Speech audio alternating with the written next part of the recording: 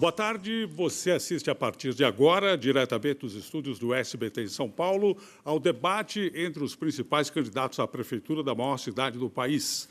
Este nosso debate é promovido pela parceria formada pelo SBT, pelo portal UOL, pelo jornal Folha de São Paulo. E pode ser acompanhado simultaneamente pelos sites do SBT, do UOL e nas redes sociais Google, YouTube e Facebook. Participam desse debate os candidatos João Dória, do PSDB, Celso Russomano, do PRB, Marta, candidata do PMDB, Fernando Haddad, do PT, Major Olímpio, do Solidariedade e Luísa Erundina, do PSOL. O debate terá também a participação dos jornalistas Kennedy Alencar, que é do SBT, Diogo Pinheiro, do portal UOL, e Fernando Canzian, do jornal Folha de São Paulo. Este primeiro bloco do nosso debate será dividido em duas partes. Primeiramente, os candidatos responderão aos jornalistas. Depois haverá uma rodada de perguntas entre os candidatos. Vamos, então, conhecer as normas para a participação dos jornalistas. Cada jornalista terá 30 segundos para formular a pergunta. A resposta do candidato será de 90 segundos. O jornalista terá direito a uma pergunta complementar no tempo de 15 segundos. A resposta complementar terá 45 segundos. O candidato a quem é dirigida a pergunta não poderá ser repetido nesta primeira parte do bloco.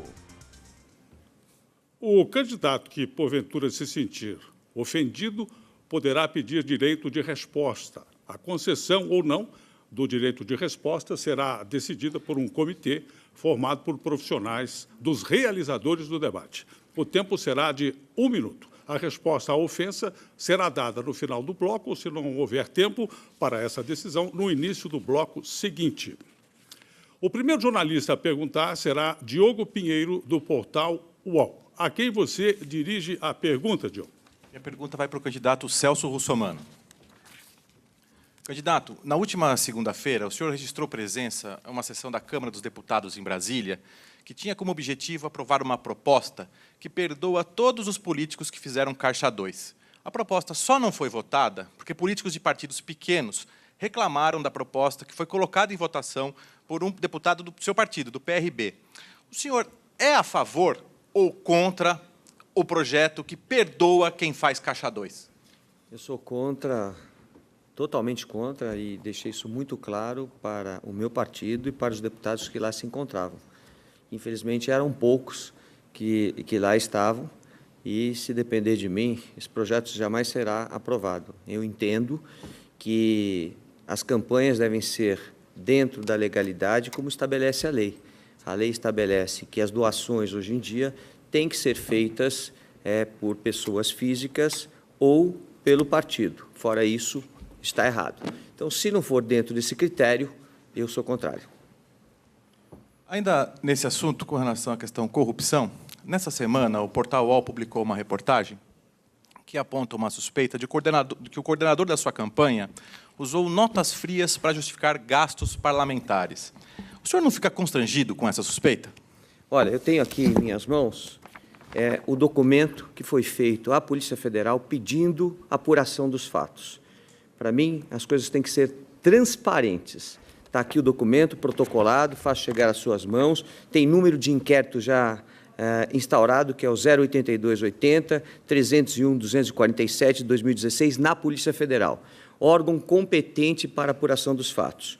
O Marcelo disse para mim que está sendo vítima de coação.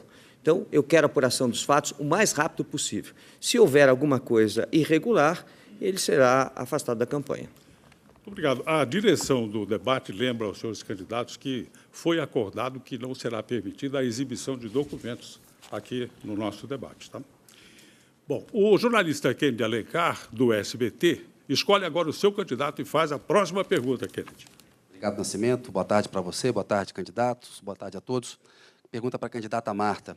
Candidata, a senhora criou o CELS na periferia. É um equipamento importante, mas é um equipamento caro, porque a manutenção é mais alta do que das escolas tradicionais. Além do dinheiro para fazer a obra, que é chamado investimento no orçamento, é preciso providenciar também o custeio, que é a manutenção. Pergunto para a senhora, diante das carências de uma cidade como São Paulo, Não seria melhor gastar esse dinheiro em escolas de tempo integral do que construindo, Celso? Olha, vou começar pelo final. Escolas de tempo integral estão na nossa proposta e temos o recurso para incentivá-las e colocar todas as crianças de 6 a 10 anos na escola de tempo integral. Isso é possível na cidade de São Paulo, com o recurso que a educação tem. Agora, os CELs são o melhor investimento que já foi feito nessa cidade na área da educação. Não sou eu que digo, todos os prefeitos que me seguiram tentaram fazer CELs. Alguns conseguiram continuar os CELs, o prefeito atual prometeu 20 CELs, mas não conseguiu realizar. E eu vou realizar os 14 CELs nos lugares mais necessitados dessa cidade. Por quê? Porque é uma janela de oportunidade, combate à desigualdade social e você descobre talentos que nunca seriam descobertos. Quando a gente vê, hoje, eu saio na rua e os próprios meninos que estudaram, meninas que estudaram no CEL, eu vejo que foi o investimento mais correto e lembro da briga que foi. Quando diziam, não pode ter piscina lá naquela região, isso é um desperdício de dinheiro, para que levar teatro? Olha, diminuiu a evasão escolar e tanta coisa foi conseguida com os CELs. Eu acredito que é minha bandeira, a educação. Eu vou continuar a investir como prioridade na educação. Além do ensino integral, nós vamos fazer 50 mil creches, né, novas, né, 50 mil vagas, né, vão ser 388 creches. E recurso tem, cada CEL custa 25 milhões. Candidata, aliados da senhora hoje, os ministros e ex-prefeitos José Serra, Gilberto Kassab e o seu candidato a vice, Andréa Matarazzo, disseram que a senhora deixou a cidade em 2004 quebrada. A senhora fez uma administração financeira ruim ou esses aliados da senhora mentiram na época? Mentiram. Eu tenho que dizer, porque o que eu posso falar? O próprio secretário de Finanças do Serra, o Mauro Ricardo, deu um atestado que eu tinha deixado dinheiro em caixa.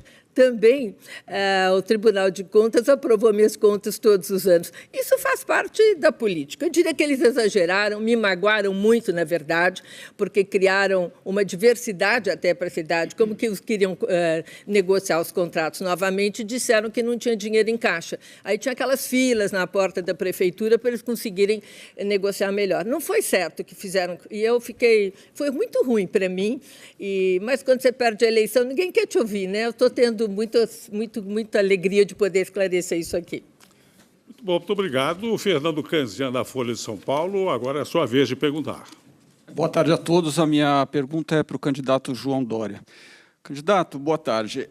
Na atual recessão, a população tem usado cada vez mais serviços públicos gratuitos, principalmente saúde, educação, etc. Uma das suas principais propostas é privatizar ou conceder boa parte do equipamento público de São Paulo, de cemitérios ao Pacaembu. O senhor é do ramo e sabe que empresário não trabalha sem lucro. Quem é que vai pagar essa conta? Subsídio da prefeitura ou o cidadão diretamente? Canzian, boa tarde aos que nos assistem, especialmente aos jovens, às mulheres, Carlos Nascimento, candidatas e candidatos, e também o Diogo e Kennedy.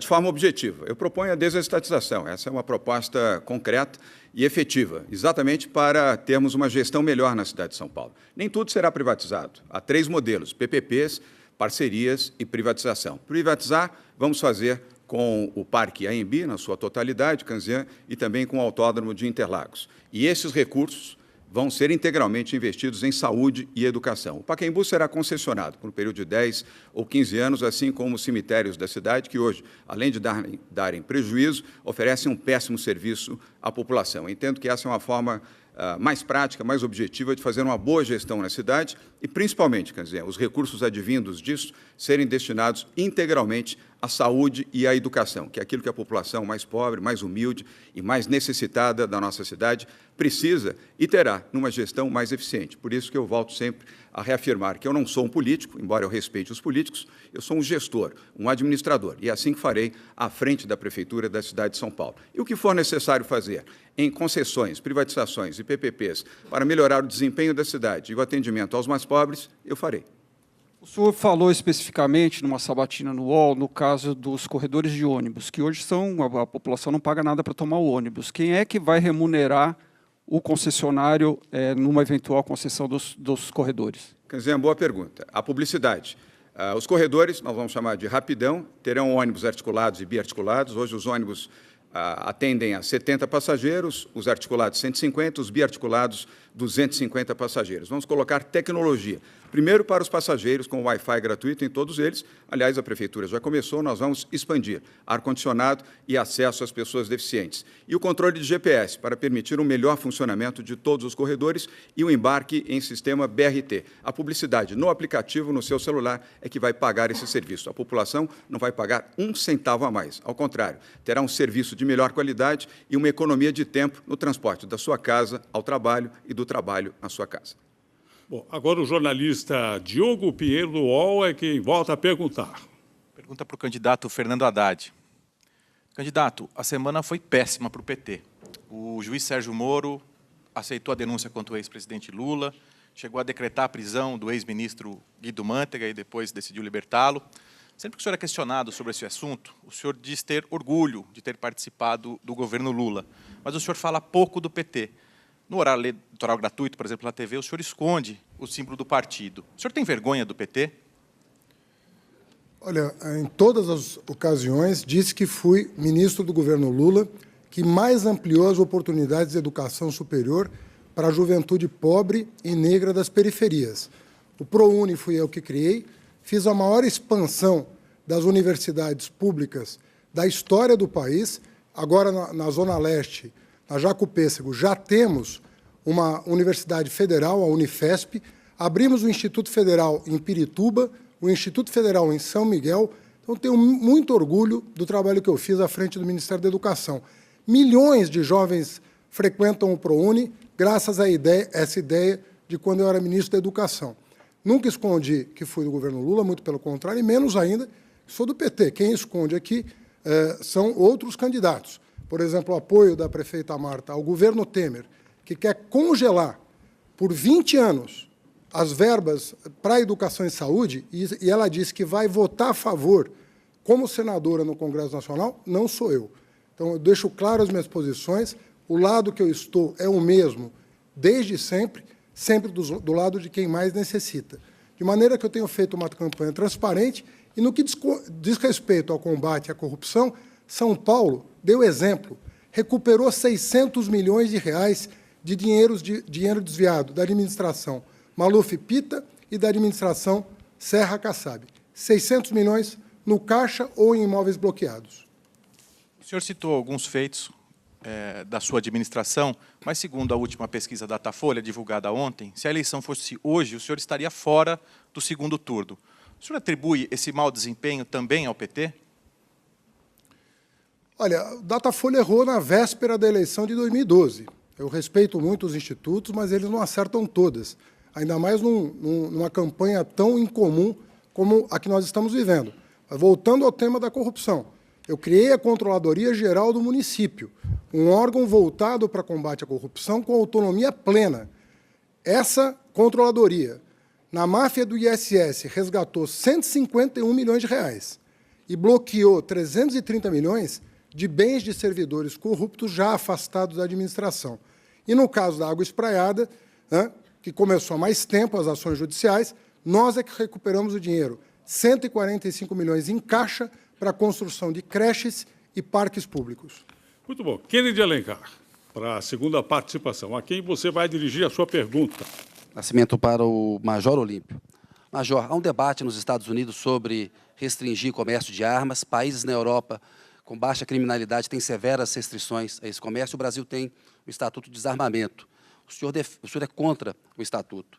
Com mais armas em circulação na cidade de São Paulo, essa ideia do senhor não colocaria, não exporia os paulistanos a maior risco? Boa tarde a todos. De forma nenhuma, Kennedy. O que nós temos com o Estatuto de Desarmamento, nós acabamos com a possibilidade da legítima defesa do cidadão. Nós desarmamos os criminosos, nós desarmamos o cidadão de bem e deixamos uma tranquilidade para o criminoso agir livremente. Nós temos uma perspectiva que hajam alguns milhões, 15 milhões de armas clandestinas no nosso país. Armas clandestinas que entram por fronteiras abertas, portos e aeroportos completamente devassados e sem aí um controle. Eu defendo o controle, mas eu defendo o legítimo direito da defesa. É uma falácia essa questão. O Estatuto do Desarmamento foi uma grande farsa no nosso país. Ele não diminuiu em nada indicadores de criminalidade. No mundo todo, aonde há o controle de arma, mas há instituído o legítimo direito de defesa ao cidadão, a taxa de homicídios, de ataques às pessoas, de estupro, são significativamente menores. Então, eu estou no Congresso Nacional, sim. Nós defendemos uma alteração no Estatuto do Desarmamento para dar garantias ao cidadão de bem. E é uma garantia complementar, porque a segurança pública está completamente falida e o cidadão à mercê do crime e do criminoso. Candidato, ainda na questão da segurança, há uma tendência no mundo de união das polícias. O Brasil já tem a Polícia Militar, a Polícia Civil. O senhor fala em dar à Guarda Civil Metropolitana atribuições na área de segurança pública. Não é apostar no modelo que está indo mal? De forma nenhuma, Kennedy. Aliás, não sou eu quem falo em dar competência à Guarda Civil Metropolitana. A Lei 13.022 de 2014, agora recente, ela regulamentou o papel da Guarda Civil, das guardas civis do nosso país, dando competência na legislação, inclusive para ações de policiamento preventivo. Então, de nada, o modelo está completamente desgastado, não foi sequer regulamentado a segurança pública no nosso país, por covardia e incompetência de governos e mais governos. Nós precisamos regulamentar a segurança pública, mas nós devemos instrumentalizar as guardas municipais, sim. Fernando Kanzian, da Folha de São Paulo, vai agora encerrar esta rodada de jornalistas no primeiro bloco. Pergunta para a candidata Luísa Erundina. Boa tarde, candidata. Candidata, o orçamento da Prefeitura de São Paulo de 2017 não foi apresentado ainda, mas a expectativa é que fique em torno de 50 bilhões de reais. Desse total, menos de 5 bilhões, 4,5 bilhões, serão investimentos, se seguir a tendência dos últimos anos. Só em subsídios para ônibus, se não houver reajuste de tarifa, serão gastos 3 bilhões. A senhora promete não aumentar a tarifa e ainda quer fazer um programa de tarifa zero. Como é que a conta fecha nesse caso? Eu quero saudar os que nos acompanham, particularmente as donas de casa, que estão em suas casas ou no seu trabalho. E a minha resposta é dizer que o município de São Paulo é um município poderoso. Um orçamento, mesmo no nível de 50 bilhões, é representativo, é significativo. E a Prefeitura tem uma capacidade de, inclusive, buscar outras fontes para reforçar o seu caixa. Por exemplo, a dívida ativa é de 66 bilhões e que precisa ser resgatado. E eu estabeleci uma meta de 5% anualmente. Isso representa mais de 3 bilhões por ano, num total de 12 bilhões durante o governo, para que esses recursos possam reforçar o caixa e atendermos as políticas que são prioritárias.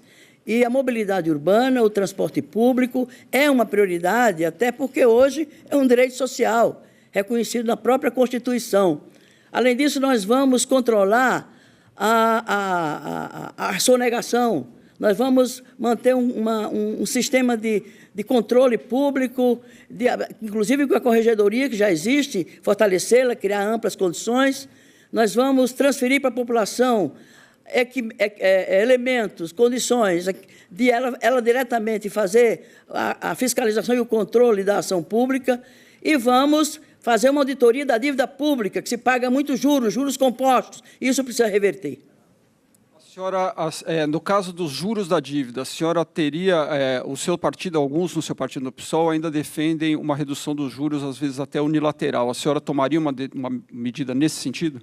Não, a nossa proposta é que rever a questão da dívida e questionar, junto ao Supremo Tribunal Federal, né, os juros compostos, que se paguem juros simples, não os juros compostos. O prefeito atual conseguiu uma boa negociação da dívida, mas não acionou o Supremo, como fizeram os estados, e conseguiram reduzir né, os juros por conta de proibir que os estados, ou autorizar que os estados não pagassem juros compostos, mas juros simples. Essa é uma medida que dá para tomar e, com isso, você reforça o caixa da prefeitura e, evidentemente, disporá de mais recursos para investir nas políticas prioritárias. E mobilidade é uma dessas políticas prioritárias no nosso governo. Muito obrigado. Vamos agora passar para a rodada de perguntas entre os candidatos. As normas são as seguintes.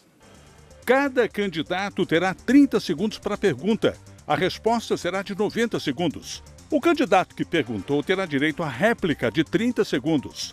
O candidato que respondeu poderá fazer a tréplica também de 30 segundos. Candidato não pode perguntar a quem já tiver respondido anteriormente. Também não pode perguntar para o candidato a quem ele já respondeu.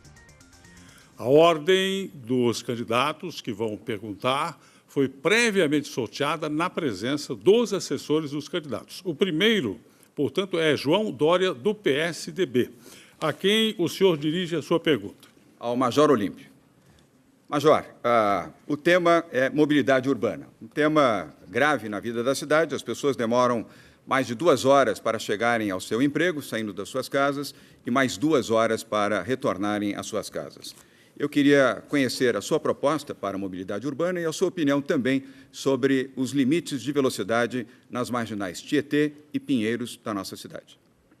Em primeiro lugar, nós temos que ampliar os corredores, as faixas exclusivas, priorizando o transporte público verdadeiramente, dentro de um plano maior, até de tentar aproximar o ambiente de trabalho com a residência, que está previsto já no plano diretor estratégico. Quero dizer, João, que a questão da velocidade para as marginais e para os corredores tem que ser analisado tecnicamente a partir dos estudos de engenharia. Os técnicos e engenheiros da CET disseram: o prefeito, o secretário de administração nunca nos consultou tecnicamente em relação a isso. Se fez demagogicamente uma redução, tenta-se mostrar que houve uma diminuição do número de vítimas, que a própria segurança pública do Estado não constata essa diminuição de fato. Nas marginais acaba morrendo, atropelado nas marginais, quem não poderia estar ali, que é o vendedor ambulante, que deveria estar sendo fiscalizado para não estar ali. E alguns coitados que tentam ultrapassar ou atravessar os corredores como as marginais, porque moram ou vão ficar abrigados debaixo de viadutos ou de pontes do outro lado. Então, é preciso fiscalização em relação a isso. Mas não tem o menor cabimento. A velocidade das marginais tem que retornar ao limite de velocidade tecnicamente estabelecido pela engenharia anteriormente. Major, eu concordo com as suas posições. Deixo claro que, no nosso caso, a velocidade nas marginais será alterada na semana seguinte, e as análises técnicas já foram feitas. A velocidade vai para 90, 70 e 60 por hora nas marginais Pinheiros e Tietê. E maior velocidade na utilização dos corredores, com tecnologia, os ônibus articulados, biarticulados e também os interbairros, para fazer uma nova malha, um novo desenho, para que os ônibus interbairros não tenham mais que passar pelo centro da cidade. Com isso, melhorar a eficiência e o conforto de quem usa o transporte coletivo em São Paulo. Eu quero dizer que a questão de velocidade nas vias, mais uma vez reforçando, é uma questão de estudo de engenharia. Em relação, inclusive, a alguns corredores, onde a prefeitura montou as pegadinhas, que você entra a 50 por hora, começa uma curva, está 40 e 30, e todo mundo se tornou infrator lá, porque interessa arrecadar por arrecadar. Indústria da multa. Isso nós temos que rever tecnicamente, com base nos estudos da engenharia de trânsito. Muito bom. A candidata Marta, do PMDB, será agora a próxima a perguntar. Pergunta é para Celso Russomano. Deputado, um dos grandes problemas hoje na cidade de São Paulo é a saúde. Eu fui prefeita numa época que parecia que tinha passado um bando de gafanhotos na cidade, arrasada depois do Maluf Pita e o PAS. Assim mesmo, eu consegui contratar 4.600 médicos, fazer o programa da saúde da família e consegui diminuir a mortalidade materna em 30%. Gostaria de saber qual é a sua proposta para a saúde. A minha proposta, eu tenho, Marta, deixado muito claro, que é informatizar a saúde. A Organização Mundial de Saúde é muito clara nos seus estudos. Diz que, se nós informatizarmos a saúde, nós vamos economizar 30%. Se o orçamento da cidade de São Paulo, acrescido do orçamento que vem do governo do Estado e do governo federal, no sistema SUS, é de quase 10 bilhões de reais. Se nós economizarmos 30%, nós vamos ter dinheiro para a contratação de médicos, para que os médicos fiquem durante 8 horas no seu trabalho. Hoje nós já pagamos os médicos e, infelizmente, pagamos para ele trabalhar 2 ou 3 vezes em lugares diferentes. Nós precisamos concentrar o trabalho do médico para que as pessoas tenham atendimento à saúde. E, através da informatização, nós vamos ter remédios, vamos ter logística para o remédio. Se está faltando remédio numa UBS, você tem remédio na outra UBS. Se está faltando médico numa UBS, você pode utilizar a outra. Hoje é impossível. Hoje, as pessoas, infelizmente, só podem utilizar a UBS que eles têm o prontuário, porque o prontuário é ainda manuscrito. Com o prontuário eletrônico, as pessoas vão poder usar qualquer equipamento de saúde, UBS, hospital, UPA, AMA, e vai poder ter saúde de verdade, que é o que nós queremos. Candidato, quem tem experiência sabe como fazer e por onde começar. Primeiro, remédio, em 30 dias, o abastecimento. Depois, nós vamos aumentar o período da UBS para ela que fique aberta até às 11 da noite e que possa funcionar no sábado. E tem um programa do coração, que é o SIM, que é o Sistema Integrado da Saúde da Mulher. Nós devemos isso às mulheres paulistanas. Há muito tempo elas necessitam ter um centro que complete esse atendimento para ela, só para ela. Marta, suas propostas são ótimas e eu vou encampá-las junto com o meu projeto, que é um projeto de informatização da saúde. Agora, você se esqueceu de uma coisa, Marta, dos idosos. Nós vamos fazer o Hospital dos Idosos. E lá nós teremos especialistas em geriatria e vamos cuidar dos idosos como eles devem ser cuidados. Muito bom. Quem faz agora a próxima pergunta é o candidato do Solidariedade, o Major Olímpio. Pergunto à candidata Marta Suplicy. Candidata, nós temos uma preocupação muito grande agora em relação ao encaminhamento do projeto de emenda constitucional 241, que congela gastos para os próximos 20 anos, inclusive na educação e na saúde, que vai criar um caos nessas duas áreas vitais. Eu quero saber como será o posicionamento da senhora, principalmente como prefeita, porque o impacto maior vai ser diretamente nos municípios. Eu também tenho essa preocupação e eu sou senadora da República e espero poder votar até o final do ano no teto. O teto é necessário. Agora, diminuir educação e saúde seria um escândalo. Agora, por que o teto de gasto é necessário? É como uma dona de casa que ganha R$2.000, mas gasta 3. Tem um momento que a conta vai ficar tão explosiva que ela vai ter que pensar onde ela vai economizar. E ela vai conseguir economizar, mas ela não vai economizar na comida das crianças. Ela vai tentar arrumar um jeito que essas crianças continuem tomando algum tipo de leite, comendo alguma verdura, comendo alguma fruta. Ela vai correr atrás. É isso que tem que fazer. Hoje, os estados, Major Olímpio, e vocês que estão nos escutando, têm ouvido como os estados, os municípios, a própria União, vai numa gastança desenfreada e que hoje não dá conta mais. Tem que ter realmente um teto de gasto que se pode fazer, porque, inclusive, o Norte e o Nordeste não estão conseguindo mais pagar salário, e muito menos 13º salário. Então, é correta essa proposta do teto, mas saúde e educação não deve ser limitado. Vai ter um teto de gasto e cada dirigente de prefeito ou município vai fazer a sua proposta. Agora, eu não tenho nenhum problema. Fui a prefeita que gastou 32% em educação. Educação é minha marca e saúde vai ser minha prioridade pelo estado que está.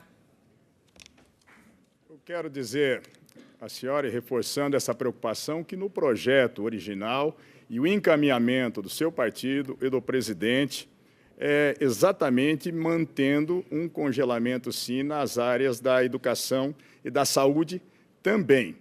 E quero perguntar à senhora, porque a senhora está confirmando isso, mas a senhora até criticou o Russomano em relação à medida provisória 664 e 665, que congelou as pensões, e a senhora, na medida 665, a senhora votou favorável ao congelamento.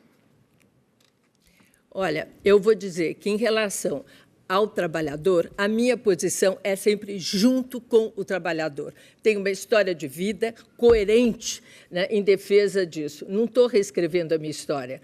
Eu tenho uma história que é relacionada aos que mais precisam, e vou manter essa história. Isso é uma história, como eu disse, você não muda a sua história no meio do caminho, você pode mudar de partido, mas de história não. E a minha história já está parcialmente escrita e vai ser até o final da minha vida, juntos com os que precisam. Candidata Luísa Erundina. Candidata Luísa Erundina do PSOL, é a sua vez de perguntar, por favor. Minha pergunta é ao candidato Dória. Dória, sabe-se que você tem uma mansão declarada no imposto de renda como propriedade, 10 milhões ou 12 milhões de reais. Sabe-se que o valor dele no mercado aproxima-se de 50 milhões de reais. Eu pergunto, quanto você paga de IPTU por essa sua mansão? Candidata Luísa, obrigado pela pergunta. Pago e pago em dia. Paguei R$250 mil de IPTU e rigorosamente em dia.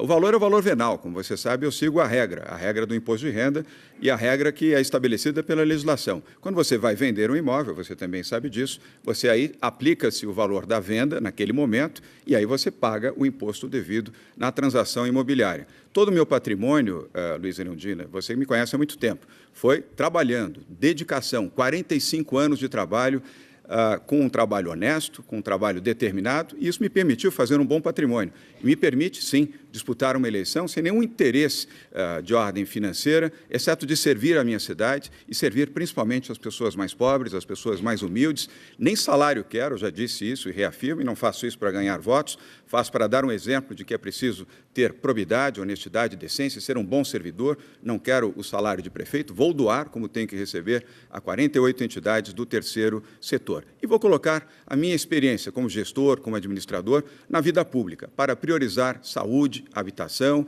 transporte coletivo, mobilidade urbana, geração de empregos e oportunidades, e defender os mais pobres, exatamente como você propõe na sua plataforma.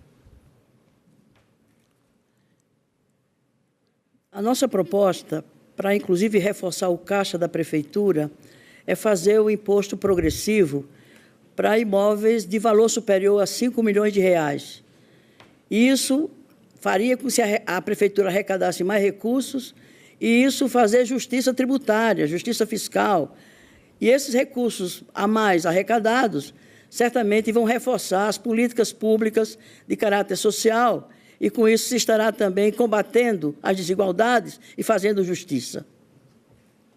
Eu vejo outras formas de combater a desigualdade e fazer justiça. Uma gestão eficiente, uma gestão proba e honesta já é o primeiro caminho. Uma gestão moderna, desestatizante, também. Uma gestão que valorize o investimento privado, o empreendedorismo, para gerar empregos e oportunidades para a população, principalmente a população jovem, é uma forma positiva, prática e moderna. E é dentro desse sentido, candidata Luísa Erundina, que eu pretendo administrar a cidade de São Paulo, fazendo dela uma cidade moderna e eficiente, gerando empregos e gerando oportunidades em igualdade. Muito bom, muito obrigado. De acordo com as normas do nosso debate, de não poder repetir as perguntas entre os candidatos, nós temos ainda 2 para perguntar, e eu devo esclarecer que o candidato Haddad só poderá fazer a sua pergunta para a candidata Erundina e o candidato Russomano só poderá fazer a pergunta para Haddad, ok? Então, Fernando Haddad, do PT, é quem faz agora a sua pergunta, por favor. Luísa, nós, ao longo dos últimos 3 anos, criamos 410 creches na cidade de São Paulo, colocamos o endereço todo na internet para que as pessoas possam conferir, e 35 EMEIs, pré-escolas.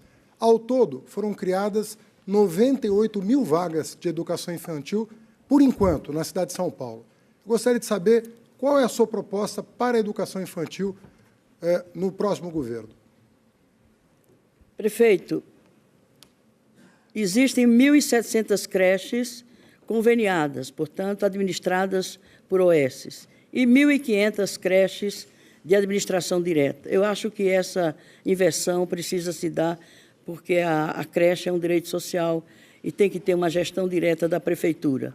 Ainda existe um déficit de 100 mil vagas nas creches municipais. A nossa proposta é zerar esse déficit de vagas até o final do nosso governo, congelar os convênios com as OSs e expandindo a rede pública de educação, de saúde, de assistência social, porque essas políticas estão todas terceirizadas, estão todas terceirizadas e privatizadas.